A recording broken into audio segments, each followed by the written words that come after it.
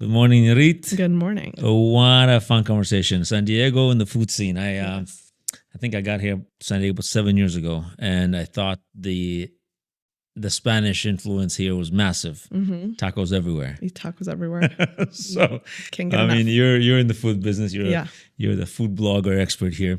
So maybe you can tell us a little bit what's happening in San Diego. I mean, I understand we're on the border here. It's a border town, and obviously massive Mexican influence, but it's not exactly authentic Mexican food. It's more like a mainstream food, street food, Yes. right? But it's huge. Yeah.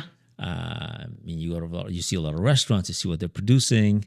Do you think there's anything besides that? Do you think there's new stuff coming into town? Where's San Diego at with the food scene here now? Yeah. I mean, 15 years ago, I got to San Diego. We were a chain city, had Red Lobster, we had IHOP, we had a few pizza joints, but it was not very authentic. I mean, we had some Mexican influences. I guess there was Rubio's that was more Americanized. But now people are trying to really change up the San Diego food scene. The population has grown. The types of culinary talent has just expanded a lot. We have a lot of flavors coming in from Mexico City, concepts from Valle de Guadalupe, concepts from Tijuana, concepts from LA that are opening in San Diego. So, you don't have to go to Chipotle for Mexican food anymore. There's, there are a lot of authentic, really good options that are open across the border, but now open here in San Diego. And there are a lot of fine dining restaurants that have opened recently, which wasn't really a thing in San Diego. It was a city before more geared toward tourists. And now it's trying to appeal to the growing population that is looking for something unique and delicious. Yeah, it's funny. I was in the events business for a long time, and so when I came here, people are like, "Can you do my event, wedding, this and that?" And they were complaining to me, the clients that are like, "There's no Michelin nice stars here. There's no nice restaurants, high end." Actually, it just started happening in the past couple of years. I mean, I'm a fan of Michelin star restaurants, but obviously you can find street food that's, hits the natural cultural things that people just crave. It doesn't have to be, made creatively by a chef or anything like that. Yeah. But the interesting thing about San Diego is its location.